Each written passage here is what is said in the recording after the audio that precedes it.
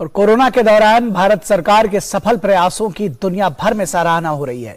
America की Stanford university की एक रिपोर्ट में सरकार के कोविड टीकाकरण अभियान की जमकर सराहना की गई। रिपोर्ट में कहा गया कि भारत ने कोविड-19 टीकाकरण अभियान चलाकर देश भर में 34 लाख से अधिक लोगों की जान बचाई।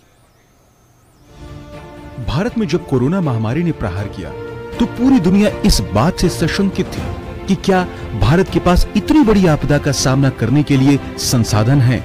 लेकिन भारत ने सदी के सबसे बड़े संकट से निपटने के लिए न केवल अपने दृढ़ संकल्प का प्रदर्शन किया, बल्कि भारत पूरे विश्व के लिए एक उदाहरण बनकर भी उभरा।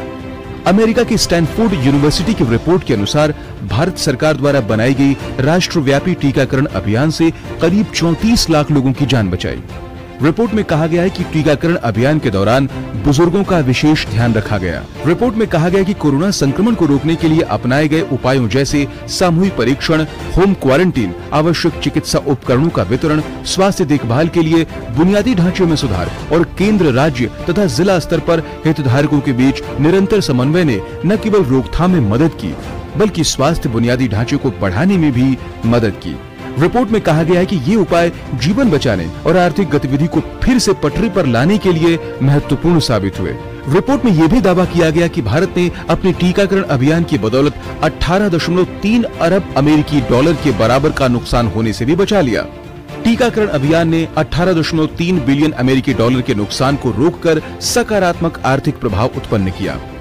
टीकाकरण अभियान की लागत को ध्यान में रखते हुए देश को 15.42 बिलियन अमेरिकी डॉलर का शुद्ध लाभ भी प्राप्त हुआ।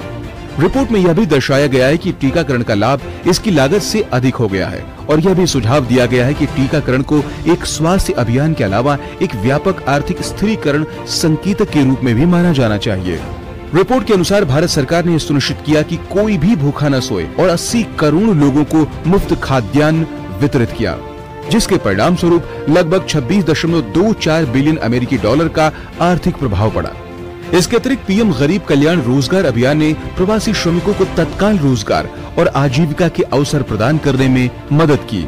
इस योजना के माध्यम से 40 लाख लाभार्थियों को रोजगार प्रदान किया गया, जिसके परिणाम स्वरूप 4.81 बिलियन अमेरिकी डॉलर का समग्र आर्थिक प्रभाव पड़ा।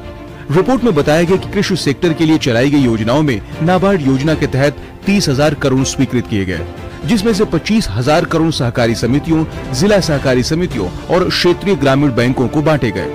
इसके अलावा प्रधानमंत्री मत्स्य संपदा योजना के तहत 8 लाख से ज्यादा लाभार्थियों को फायदा हुआ।